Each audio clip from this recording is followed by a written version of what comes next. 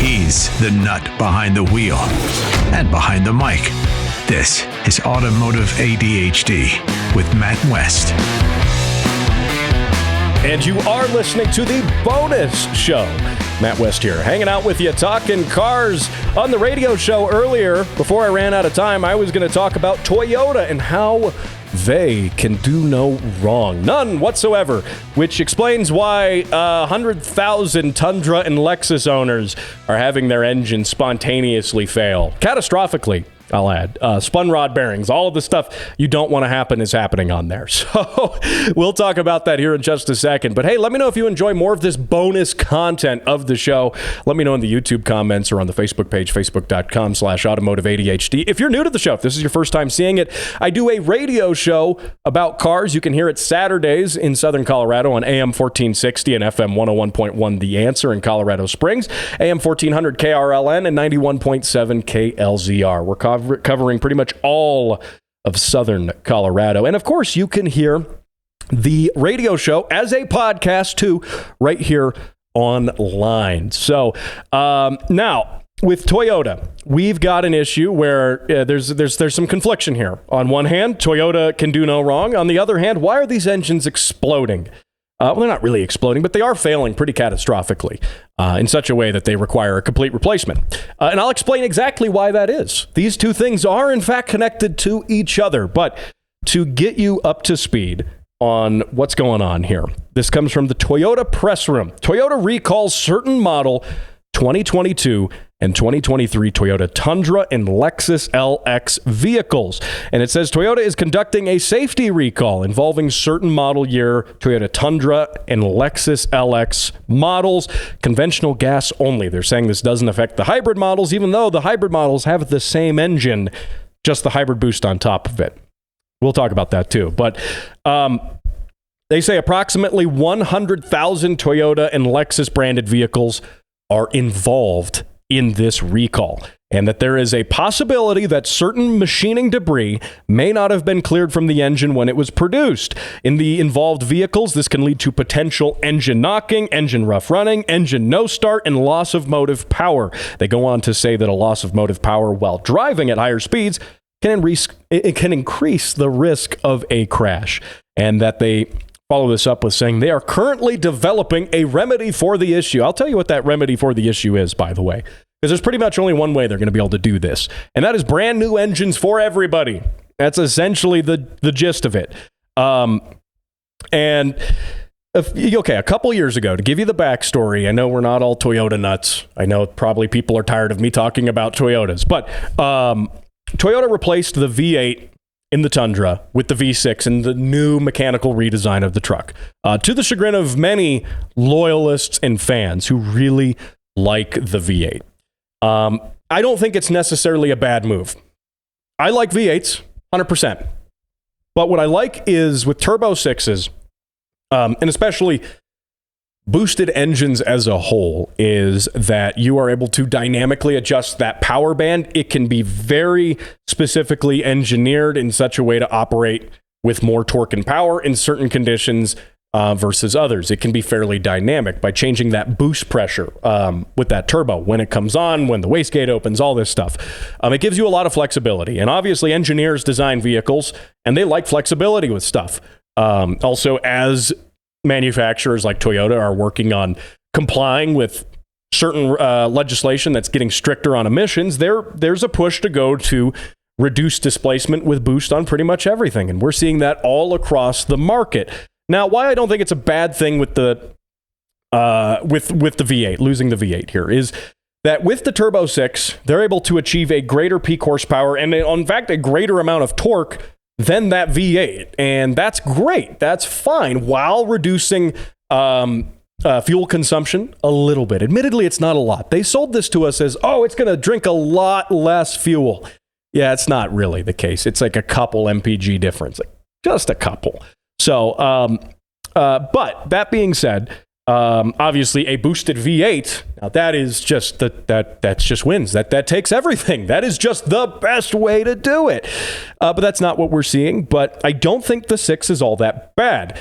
However, it is new, and we'll get into why that is not good. in just as a whole. It doesn't matter if it's Toyota or whoever.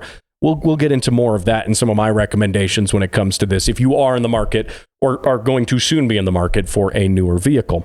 But what's going on here with these V6 engines is they say, machining debris. So metal dust, metal shavings that weren't properly cleared out are getting into the oil galleys or into the oiling system in some way or another, where it's inhibiting flow of oil to the rod bearings. And you have to remember, with rod bearings or crank bearings or really anything with modern engines, almost all cars use this setup, which is that your bearing is not like a roller bearing like you would typically think of. It's just a thin little crescent of metal, two semicircles of metal, basically, that rides around the external diameter of the crank there. So, and now with the exception, obviously, of the Honda S600 and a few other cars that actually used roller bearing cranks. We can maybe talk about that on a later date. That goes back to the 1960s. Those didn't require oil pressure, which is pretty interesting. It's a cool concept. But with that, there's oil that is not getting to these bearings. And the only thing that keeps these bearings from being metal on metal is that thin film of oil and that oil pressure that continuously supplies that thin film of oil between there. And when you have metal shavings that are in the oil galleys and that gets, that blocks the flow of oil to these areas, then this is exactly what is going to happen. And it's unfortunate that this is happening in the way that it is. The problem with this debris is it's hard to clean out, and it's hard to know if it's been cleaned well, especially if you are working on this engine in the vehicle now, right? Because that's what they have to do now, right? This is not just, it's on a stand, it's at the engine plant. No, this is in the vehicle now, and they'll probably have to take it out of the vehicle to do this service. But it's hard to know if it's cleaned well, with that in there, it makes it challenging. Now, this isn't quite like the RTV gasket material buildup issue with the GR86, which that could be remedied for the most part by taking off the oil pan with the engine still in the car and just removing the excess RTV material. If it's poorly cleaned metal flakes and it's in little areas, this can be a lot harder, especially if it's in those oil galleries. So what I see as the future for owners is just entirely new engines.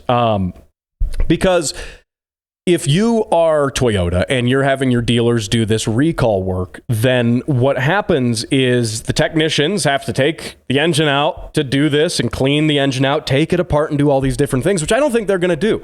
Couple reasons. That's too time consuming and it's too costly. And that costly part is a direct result of how time consuming it is to physically do that. It makes a great deal of sense to just supply new engines, especially because you can have a technician take the motor apart and then there's all these other variables. He's got to make sure he puts everything back together perfectly. And he's already rushed because he's backed up with 100,000 other recalls. I'm kind of exaggerating here, but a ton of them.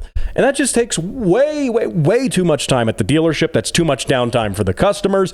And then you can do all of that and not really know, unless you're completely hot tanking this engine and cleaning the block and all this, like completely tearing it down. There's really no way to know that you got all of it. So you could do all this work, put it back together, put it back in the car, give the car back to the customer. Spun the rod bearings anyway. It can happen. So Toyota's going to avoid that. They're just going to have to probably bring in new engines. Now, it's not a characteristic design flaw of the engine, thankfully. It's not. It is a mistake during the manufacturing process, and they've probably narrowed down which batches of engines at what plant have this problem, so that they are already working on having other engines without this issue, that they've made sure to remedy this during the manufacturing process. Again, it's not a characteristic design flaw. It's more of a mistake in the manufacturing. So that is good. They'll be able to get the engines in there and do that. But, here's the thing. We got to think about this. I'm being too critical. We have to think about this from the bias, of course, that Toyota can absolutely do nothing wrong. So from that bias, approaching this issue, this is actually a bonus, though, when you think about it. It is. You're going, what? Yeah, no way. And you're just saying that to be hyperbolic, whatever. No, I'm being completely serious. Anyway, sure, you have to take your nearly $100,000 truck into the dealership for a problem that it shouldn't have in the first place, and possibly leave it there for several weeks while they wait for engines to come in, and then they can swap the engines out, put it all back together, and then they'll give you something like a Camry as a as a loaner car. You took your $100,000 fully trimmed out TRD Pro Tundra, and then they'll give you a Yaris or something as your loaner car. And so, and that's, you would say, yeah, that's problematic. That's not good from a customer perspective. But of course, as we've already established, the universe has decided this. The celestial beings that be have already, concluded that Toyota cannot make a mistake. So the benefit here's the actual benefit, and this is the reason for it. You may have put, 10, 20, 25, heck, even if you drive a lot, 30,000 miles on your nice Tundra in the past 2 years since it came out, basically, year and a half, 2 years. And now you get the free opportunity to turn the clock back to zero with a new engine. Yeah, you're not actually turning the odometer back, but no, you put all these miles on it and you're getting a brand new engine, 0 miles on that engine. Yeah, you got to break it in again, but that's okay. You're getting that. You're getting some free life into the truck, right? Now, granted, I feel like you might have a different opinion, obviously, if your motor locked up on the highway, and you might feel differently about that. So I totally understand that. And if that happened to you, you should probably take up your complaint with the celestial heavens, and that's really the only way you'll get that resolved. So anyway, in all seriousness, though, this happens to pretty much all manufacturers. There's going to be problems with everything. I'm not just narrowing Toyota down. It's just, it's interesting, though. You'll look at other brands that have a lot more social media sort of presence. Tesla, I'm pointing you out. And you'll have one minor thing go wrong, and then everyone jumps on that. That's how it is. That's how things are in the social media world. But this is a significant problem. This is it's a full engine replacement here. But my recommendation with this is, if you are in the market for a new vehicle, or you're going to be in the market for a new vehicle soon, avoid buying first production year cars. Avoid it at all costs. This is a rule of life, in my opinion, especially if it's a brand new mechanical redesign of the car. Obviously, yeah, the Tundra's been out for years, but this version of the Tundra, it's a ground up redesign. Doesn't really share any parts with the old one. And you should avoid that, at least in the first year, and sometimes even 2 years. Because here's the problem. Everyone wants to be the first to have a shiny new car, especially if it's the new design. Whoa, it's new, it's brand new, it's fresh. And in the social media world, everyone wants to be the first. They want to have it on Instagram. They want to have it on TikTok. And you shouldn't. As a listener of this show, you shouldn't. I know you are more intelligent than the majority of the car buying public, because you're listening to this show. But what you ought to do is wait a year or two, maybe even 3 years, because you'll avoid a lot of these early problems. You'll also, as a bonus, avoid these things known as market adjustments. If you're listening on the audio, you can't see the air quotes, but they're there. And this is what happens when everyone wants to buy the new car because it's the new one. The dealers get it, and you look on the window sticker, and there's a $10,000 market adjustment. And you're like, what's that? We all know this now. You know this. I know this. We're up to speed on this now. But that's a markup. That's just saying markup, $10,000. What are you getting? No, it's just the markup. That's all it is. Bear in mind, the dealers already mark up the cars to cover, they have to make a profit anyway. This is markup on top of the markup. It's double markup. So you avoid that, though. You avoid all that craze, the first couple of year craze of everyone trying to get it. You avoid that by waiting a year or two. Yeah, you got to be a little patient. Yeah, everyone else is driving the new car. Yeah, no one's going to be as interested in it 2 or 3 years down the line when you get it. It'll have already been on the road for several years. Everyone's used to seeing them now. But if you are buying a car for the sake of driving it, and because of how it operates and what it does, you shouldn't really be worried about any of that. The same thing goes for used cars as well. It's not as prevalent, but it does go for used cars, whether that's a 5-year-old used car or a 20-year-old used car. I would say don't buy a used vehicle that was the first production year of that model. Especially if you can help it. Now, if the deal is really good If it's really good, if the car is especially rare for one reason or another, or whatever, you want to get that car and you can only get a first-year car, do some research, because on a used car, the good news is all this stuff has already happened to the previous owner at some point, or owners, plural, as in the case with pretty much all of my cars, owners, plural. But this has already happened to them. It's well documented, even on older cars, stuff that's old, like my S2000, it's 20 years old now. All this stuff is documented with 2 decades worth of forum posts on the internet. Just do some Google searching. You will find what you're looking for. You'll find known problems, known issues, open recalls, resolved things, all of this stuff. And if the car is new enough, you can look up things on, vehicle history reporting services. Carfax obviously is like the Kleenex of vehicle history reporting services. It's the name brand that comes to mind, but it's the same idea. You can see when, it's got no open recalls, or this recall was done, this was done. You can know that, and you don't have that headache of having to deal with that as the first owner of the car.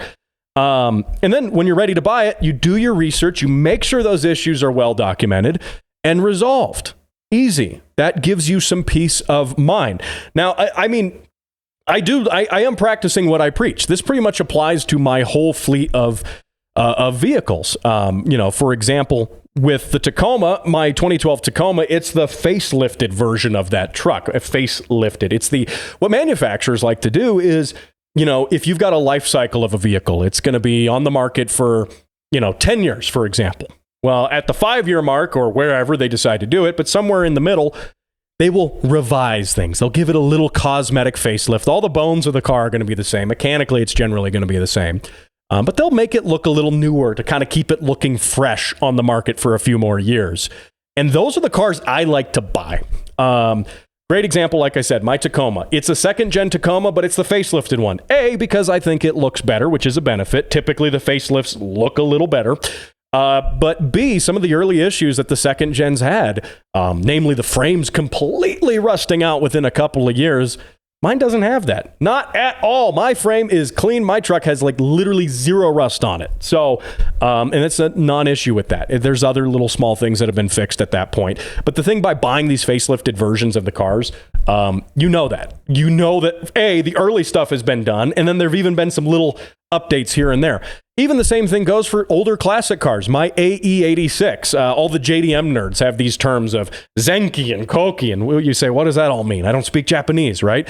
It just means early versus late. Pre-facelift versus facelift, right? My AE86, it's a later version of the car, and so it's got some changes. It's got some updates. I think it looks better than the earlier ones. They changed just some little things, turn signals, bumpers, little stuff like that. Now, obviously, the initial D fans will be mad at me because the one they want's the early one. I don't care about the early one. I like the later one. That's just me. So with that, was that some sensible car buying advice? It's amazing. I didn't actually know I was capable of providing sensible car buying advice here on this show. But hey, that's what you are getting on this bonus edition of the show. Now, remember to catch this show on the radio if you're in Colorado on Saturdays on several great radio stations. Also, don't miss a minute of this show. Follow it online, Spotify, YouTube, Facebook, Rumble, all of the fine places that great shows are downloaded. And then mine, obviously. And also, I'm running a special for the month of June. If you listen to the radio show, if you came here from the radio show, you already know about it. But because it's Pikes Peak Hill Climb Month, and because I'm going to be attending the event, the Fan Fest, we're going to be broadcasting live from there. It's going to be really fun. I'm giving away some cool Pikes Peak Hill Climb merchandise, as well as a few other things to people who send in car sounds. So you can send in car sounds. I play those car sounds on the radio show, and I will pick one winner from the car sound submissions. They have to be new car sound submissions in the month of June. I will pick that winner at the end of June, and I'll send you some cool hill climb stuff. So you should definitely do that. You can submit those car sounds at facebook.com/automotive ADHD. And if you want more information, go listen to the podcast of the radio show right after this. Now, hey, thanks for listening to this bonus edition of Automotive ADHD. I'll see you next week on the radio show.